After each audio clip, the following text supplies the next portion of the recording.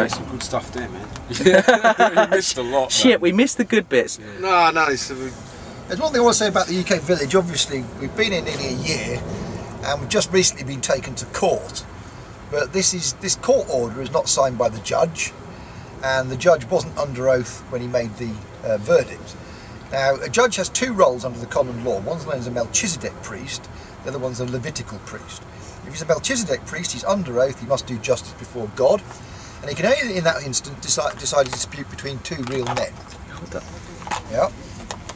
When he's a Levitical priest, he's not under oath, and essentially he's an accountant balancing the books for the Babylonian money system. And I say the Babylonian system because this has been going for 6,000 years now. The money men have been around, they've been controlling society through the control of the money supply. Wasn't the timing system around about that time called Anno Lyra before it was Anno Domini?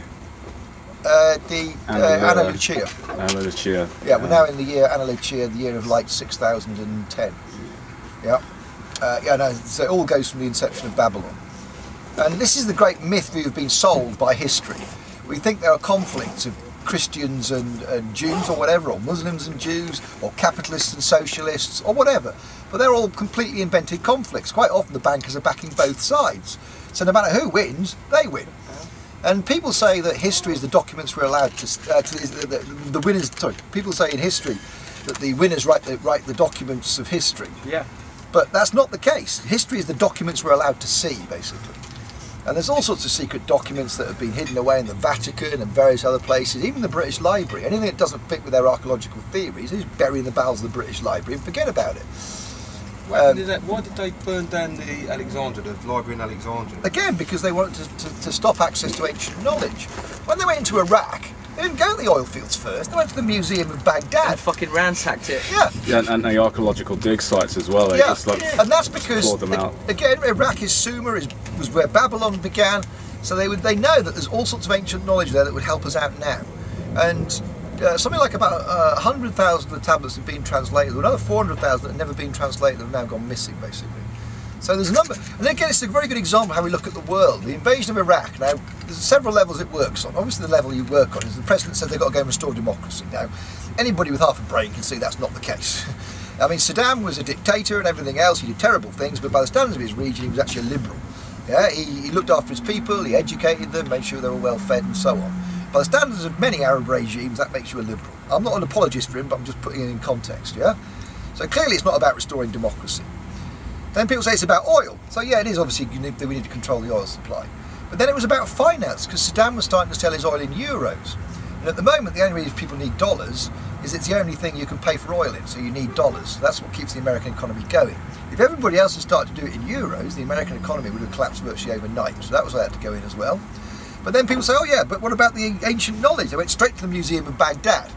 So you've got to keep peeling layers of the onion. Now some people would go further than that and say they went into Iraq to plug up two stargates, whatever stargates actually are. I don't quite go that far, but that's an example where you've just got to keep going down and down to try and find the truth, basically. What do you think of aliens, David? Well, because down, if we go back to the museums, isn't it? And there's some artifacts in there that look like Anunnaki, or what have been? Yeah, Anunnaki, yeah. I personally, all I can say about the alien stuff is, as far as I'm concerned, there have been alien species. But those alien species have now all died out, and there's a good reason for that, because they're not connected to God in the same way we are. And they weren't capable of love in the same way we are. They were empires that were founded on laws, and all laws can be abused by the elite. And this is what we found in human history. Every empire, no matter how successful, eventually comes crashing down. You know, people thought that Rome was unassailable, but Rome came down. And we're now in the last days, essentially, of the Zionist empire. It's falling down due to its own internal contradictions. And we're realising that none of these systems of laws work. What works is love. If you truly have respect for other human beings, if you lived on the philosophy, love your neighbour as you love yourself, you would never countenance the invasion of a foreign country. You would never see the dropping of white phosphorus on innocent civilians.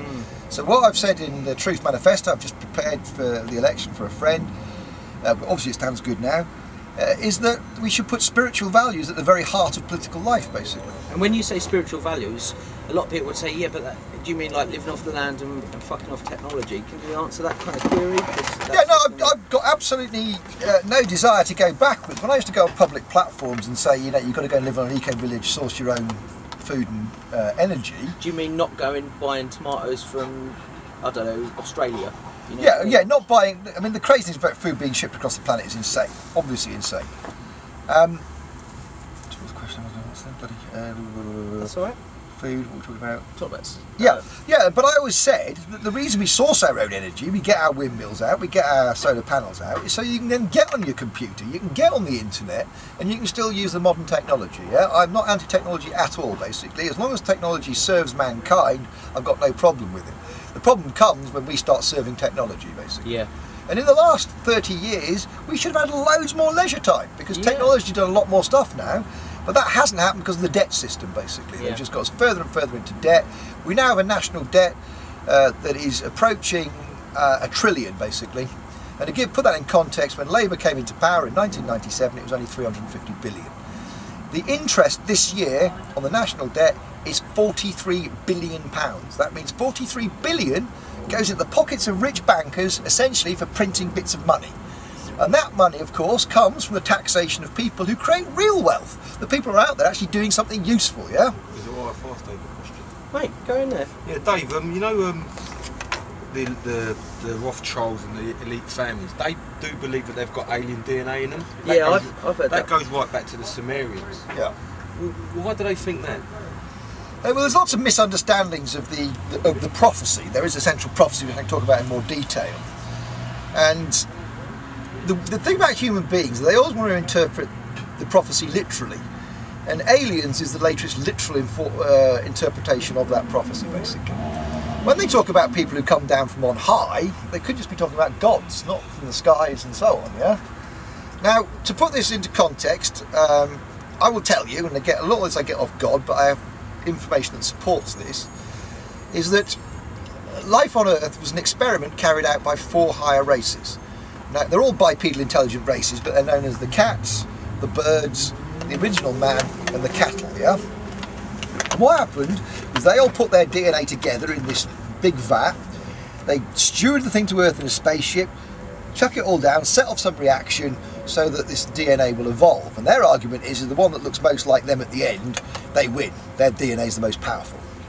But as in the way of these things, these races who started the experiment have now all died out. And I actually believe that when you look at human beings, you can see it, particularly in their faces. You see cat, you see bird, you see people with long horse faces, cattle faces. So we can see it in that way. And when I was watching a programme once about DNA, and they were saying that actually to create a nose comes from 4 different parts of the DNA strand. And you'd think something quite simple like a nose would come with a discrete part of the DNA strand. So that supports it. And you go into churches, and you normally see corresponding to the Gospels, you will see a picture of a winged bull, a winged cat, a winged man, and a bird, basically. And again, that I believe is showing in churches that we come from those source races, basically. But the reason, therefore, that people think they belong to a bloodline and aliens is because they bought into this idea that aliens came here and somehow interfered in our DNA. There was some sort of interbreeding between the aliens and their creations, which either created modern mankind or created this elite that they see themselves at. Now, anybody who knows anything about genetics will tell you that you can't have a bloodline, because all it does is inbreed imperfection. Yeah.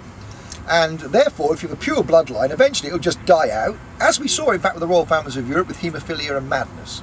And also, the very thing that started all of that was Charles Darwin and social Darwinism, when it was Galton, Wedgwood, Huxley and Darwin. They all interbred with each other and thought that they could make superhumans, but all they did was practice inbreeding. Yeah, exactly. And it just goes to show that the bloodline thing doesn't work. Yeah, because essentially what you've got to do is to keep it healthy, you've got to go outside the bloodline, but the bloodline's not pure then. That's why they got Diana in, didn't it? They got Diana because she was of the Stuart bloodline. Yeah, she was much closer. Just pause there.